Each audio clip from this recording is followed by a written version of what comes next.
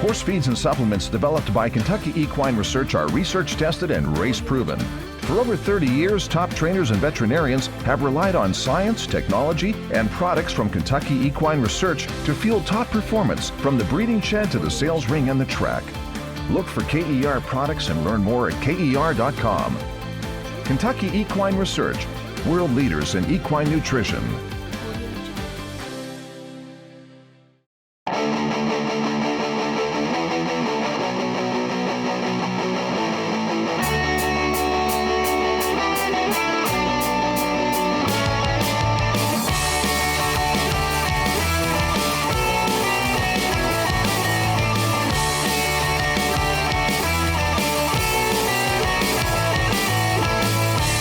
Hi everybody and welcome to Out of the Gate, Daily Racing Form's weekend handicapping preview program. I'm your host Stan Illman. Thanks so much for watching. Here's what's coming up in this week's edition of Out of the Gate. Daily Racing Form handicappers Mike Beard, David Aragona and I will take a look at the 3 Grade 1 races at the Spa on Saturday. The Whitney, featuring 5 of the best horses in the country. The Test, the signature race for 3-year-old filly sprinters in North America. And the Saratoga Derby, where many European invaders are enticed by the $1 million purse. Kentucky Equine Research presents this week's edition of Nicole Russo's Pedigree Pick segment. She's always looking for value, taking a look at the horse's bloodlines, and also we have Marcus Hirsch's weekend game plan, where he looks for value. Best bets as well. We're all in line, so let's break Out of the Gate. Well,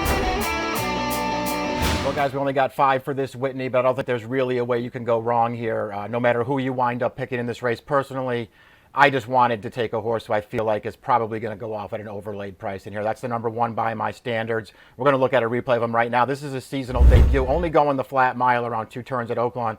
I just felt like he ran really well in here, showed that he still has some ability in winning this race despite carrying all the ground in here and running down a pretty good horse who got through right on the inside with a perfect trip. By my standards, still is able to close that horse down at the end. I thought this was a good performance. I thought he ran really well in the Met Mile last time. He's stretching back out to a distance he handles.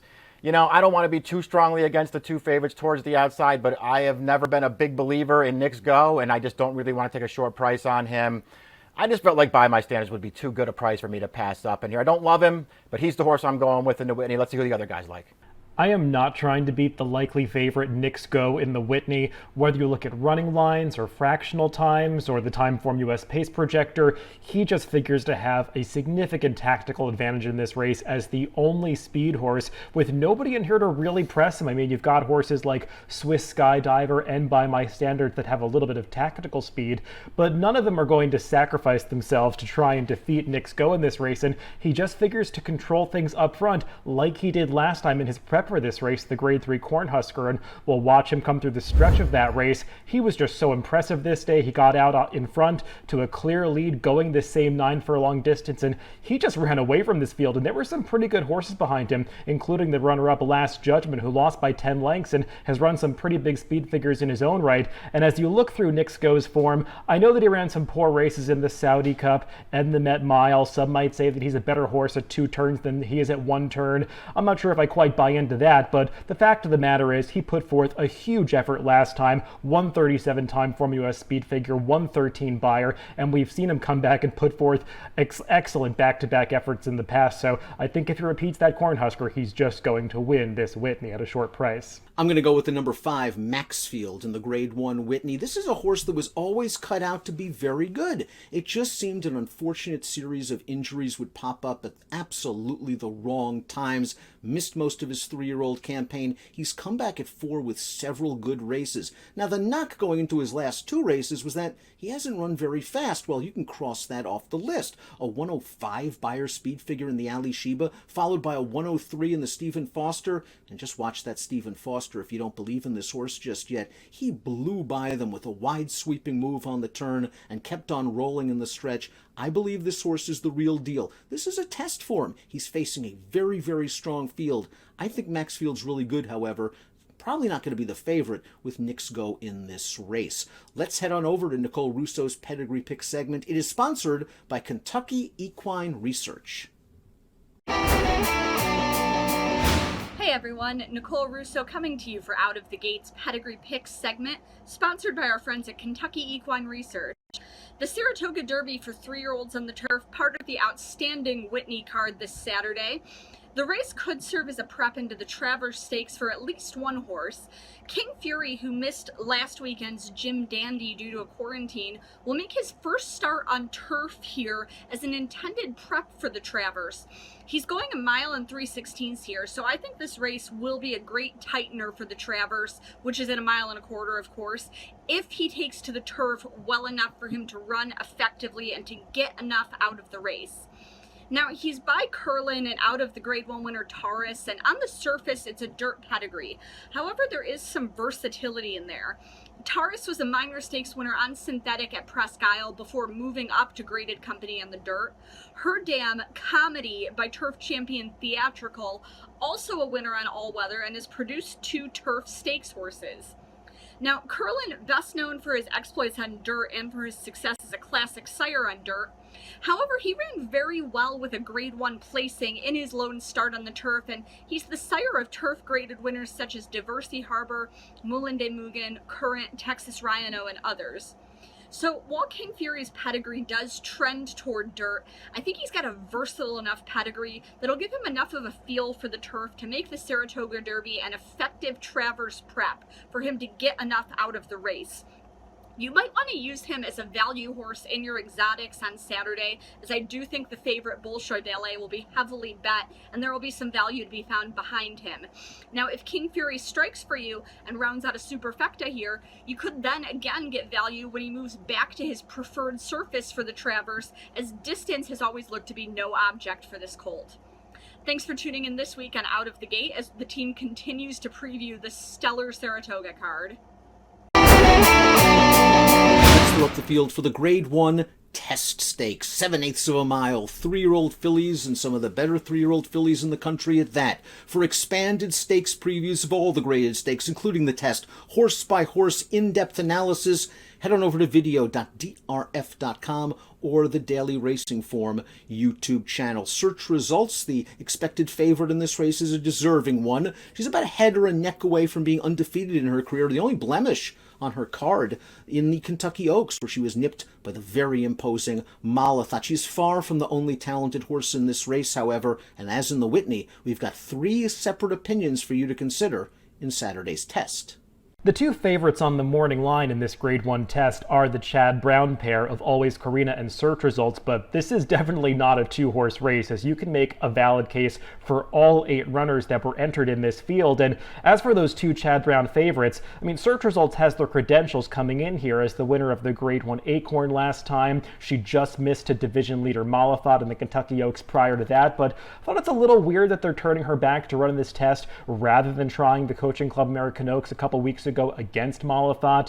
And I haven't loved the way that she's training into this race. She's actually been working in company with her stablemate here, Always Carina, and I think Always Carina has been slightly getting the best of her in those workouts. I also prefer Always Carina turning back in distance more than I do Search Results, because Always Carina ran so well over a sprint distance in her career debut. So both of these Chad Brown runners can win, but I actually prefer the horse that finished just behind Search Results last time in the Acorn.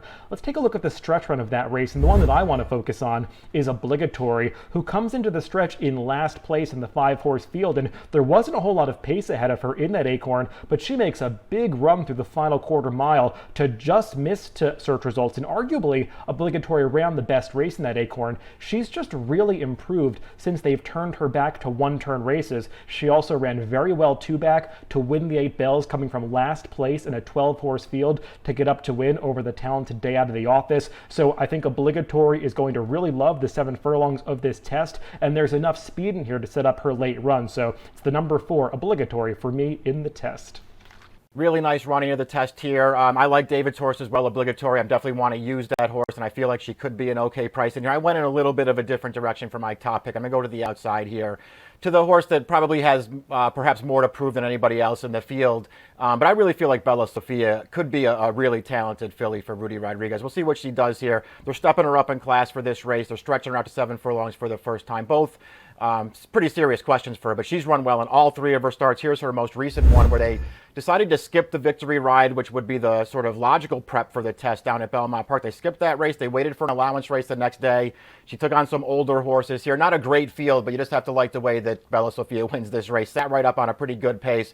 As soon as she was asked a question in the stretch, she settles this race very quickly. Very impressive performance for her. She's got speed from the outside. She's going to have to use it and perhaps try to clear off on this field. But I think she's as talented as anybody in here. She's going to be a price in this race. I'm going to take a shot and see if she's this good.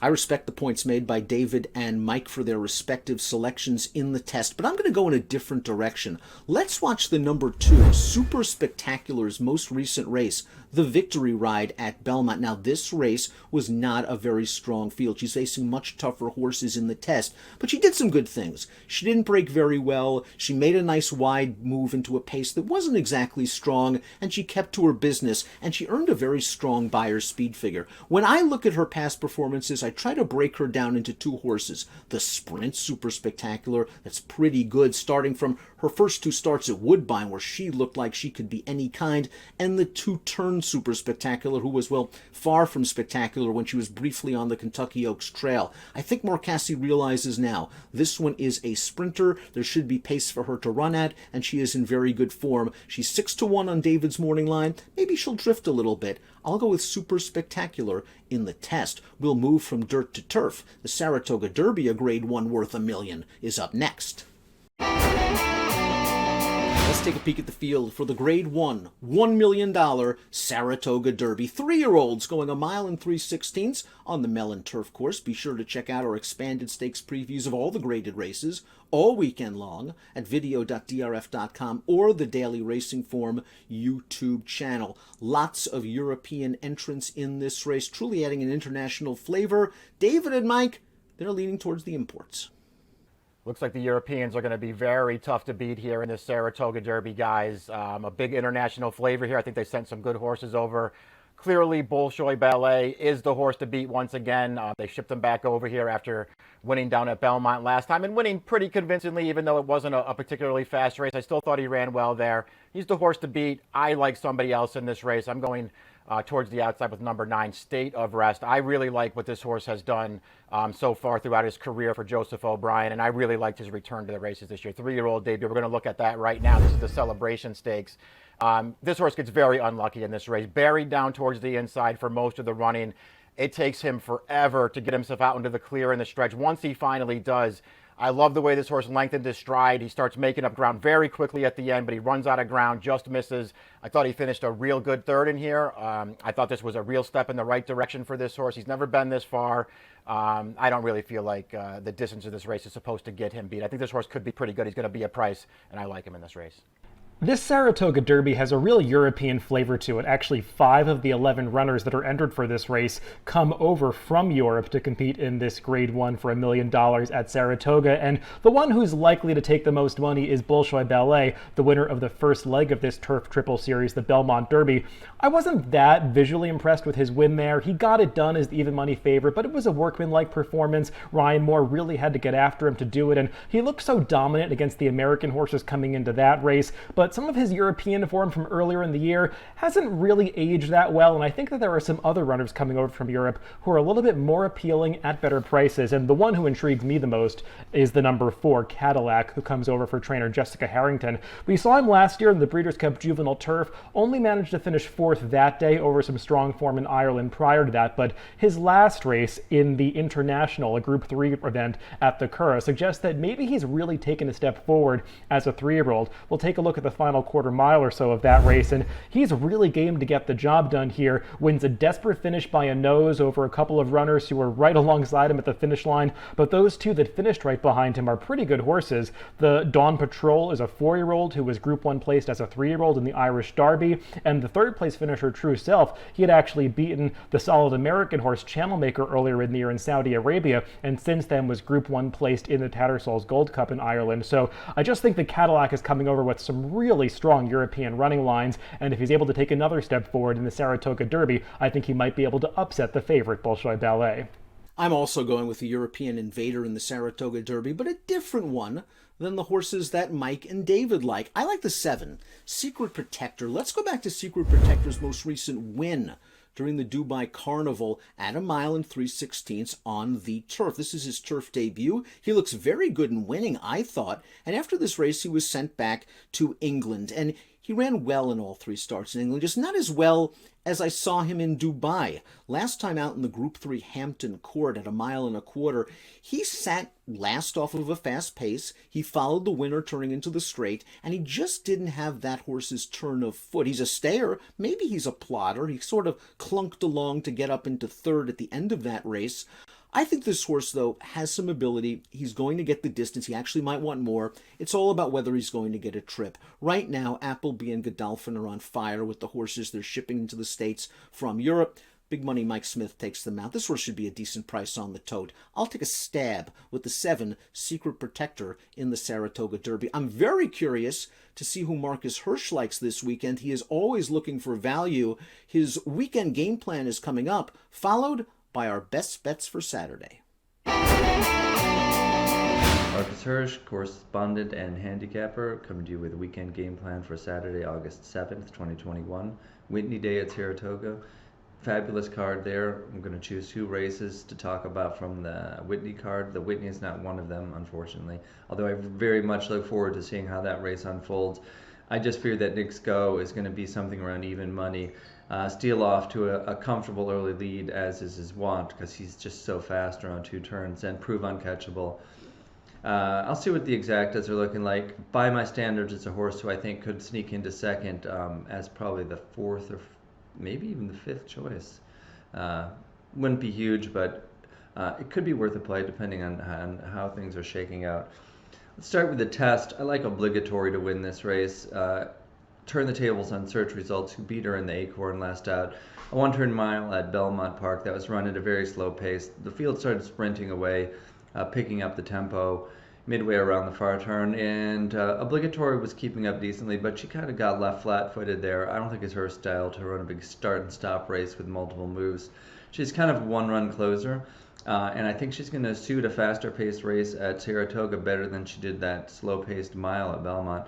Her 8 bells win at Churchill kind of is the standard that I'm looking for. They might not go quite as fast in this race, and I think that the field is considerably better than the one she beat there top to bottom.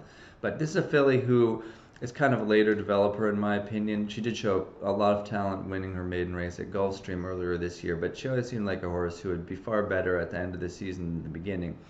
A couple recent workout videos that were available of her breezes, one solo, one in company with Tacitus, suggests that she's really thriving at Saratoga. Set to run a big price. She might get bet down a little off that line, but I still think in this very deep, talented group, she's going to offer playable win odds in the test.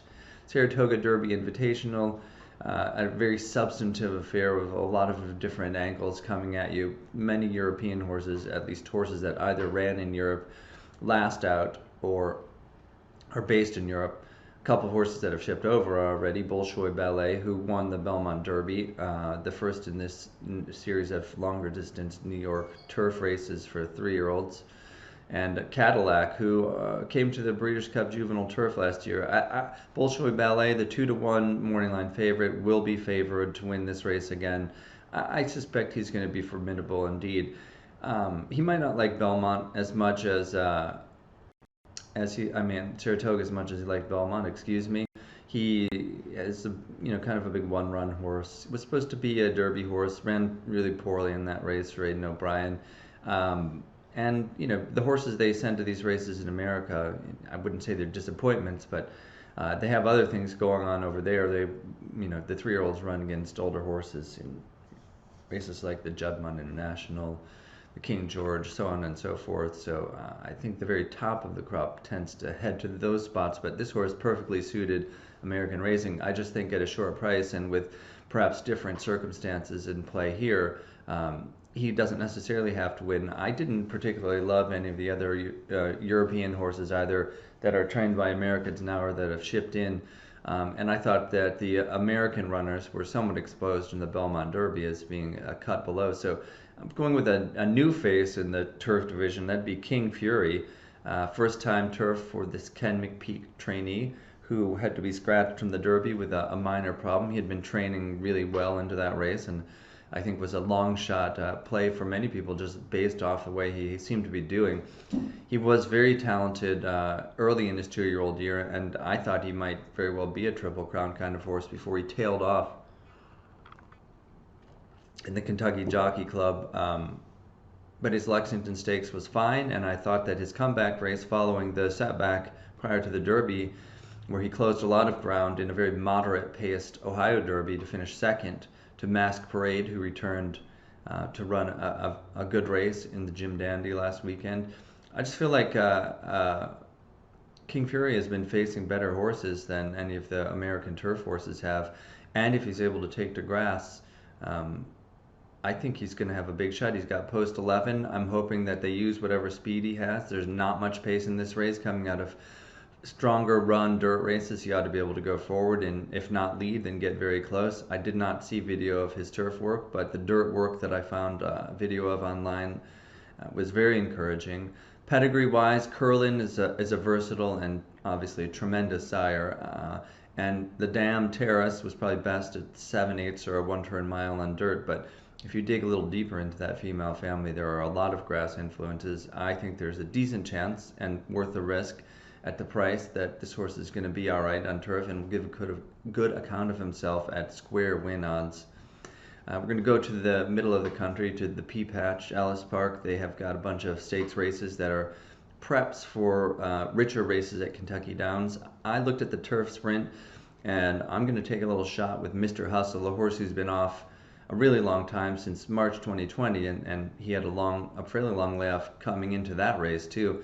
In a new barn, trainer Ed Keneally takes over. He's had a lot of success recently, according to DRF Formulator Trainer Stats, bringing horses back from year-plus layoffs in turf sprints. The record is 8-3-2-1, and those 3 winners came in allowance races. These weren't just horses that were compromised, being dropped down to low levels and taking advantage of soft competition. They were adeptly prepared to run well first time back.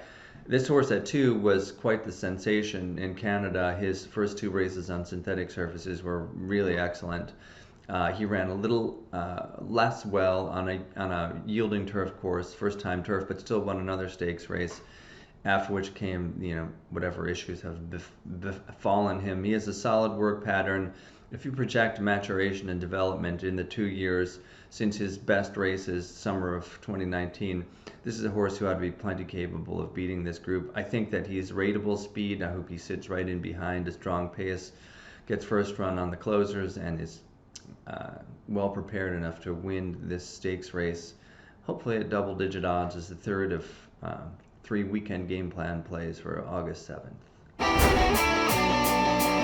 My best bet comes in Saturday's 6th race at Saratoga. It's the Lure Stakes, a restricted event on the turf going 1 mile and a 16th, and Chad Brown has a very strong hand in this race, sending out the 2 favorites in Value Proposition and Flavius, both contenders, but I actually prefer the 3rd Chad Brown entrant in here. That's the number 2 Delaware, and I think he could get a little bit dismissed as the 3rd Chad Brown runner, likely to be the biggest price of that trio, because he ran against Value Proposition last time out in the Forbidden Apple at Saratoga, and I thought the Delaware, despite the fact that he lost to Value Proposition, actually ran the better race because there wasn't a whole lot of pace in there. Rinaldi was able to wire the field on the front end, and Value Proposition had every chance to get by Rinaldi in the late stages, but Delaware was coming from farther back in the pack and actually made up more ground than Value Proposition over the last quarter mile. Delaware has a really strong late kick on him, and we saw that 3-back when he won the Dangerous Hour at Aqueduct. We can take a look at the stretch run of that race, and and he's actually running down the same horse that he didn't quite get to last time in the Forbidden Apple, that Jim Bond trainee Rinaldi, who was again loose on the lead in the Dangerous Hour, and Delaware comes with a really wicked final quarter mile to run that horse down. When he gets the right kind of pace setup and the right kind of trip, he's able to produce a really nice sprint finish, and I'm hoping that's the case in this Lure on Saturday, because there are 11 horses signed on for turf. Kind of a murky pace scenario, but I think we're going to see a few send to the front end, and I'm hoping that Delaware can get the right kind of ground-saving trip from mid-pack and run down his two Chad Brown stablemates, who both figure to be shorter prices than him. I'll go down towards the middle of the card for my best bet at Saratoga. Race number 5, a 2-year-old maiden special weight event. They're going to go 7 furlongs in this race, rather. I want the horse down on the rail, Seal Beach. This is a second-time starter. There are several very interesting first-time starters in this race. And on Whitney Day, you tend to get the top connections pointing for the big baby race on Whitney Day. I just don't really want a first-time starter going 7 furlongs. A really tough distance to win at first time out. So I want experienced horses, and the experienced horse that I want is Seal Beach down on the inside. He debuted earlier in the meetup here at Saratoga over a wet track. He didn't get out of the gate that way. We'll look at the stretch run of that race right now. Didn't get out of the gate that great. Outpaced a little bit and sort of ridden along from off the pace. Looked like he wanted to float around towards the outside to the stretch, but there were horses there, so he went back inside, and I just liked the way that he was racing on late. He's making up ground on the leaders. He doesn't look like he's all into me. I think this was a race that this horse might have really needed. They're going to put blinkers on for this. Mike Maker, of course, off to a really hot start at the meet. He's the leading trainer right now. I think this horse could really build off of what was a very useful debut. He's 6-1 on the morning line. If he goes off at anywhere near that price, I'll take a shot with Seal Beach in the 5th. My best bet's at Pimlico, race number 9, number 4. That's Big Venezuela, 7-2 on the morning line. Let's watch his most recent dirt start. 2 races ago, he gave this field no chances. He really seemed to like the slop, didn't he? Went right to the front. He opened up a big lead, and he keeps splashing on home to win as much the best. Now, he raced on turf last time out. It didn't go as smoothly for him. He's getting class relief. He's moving back to the dirt, and best yet, he once again looks like the controlling speed. Trainer Bruno Tessori is having a very nice Pimlico meeting, and I think he's found a good spot for Big Venezuela, like the morning line odds of 7-2. We thank you so much for watching Out of the Gate, and we urge you to follow all of DRF TV's video offerings. Please subscribe to the Daily Racing Form YouTube channel or watch us on video.drf.com. And for the latest news and notes from America's Turf Authority, Daily Racing Form, please follow us on Twitter at DRF Inside Post. That's it for this week. Best of luck when your horses break.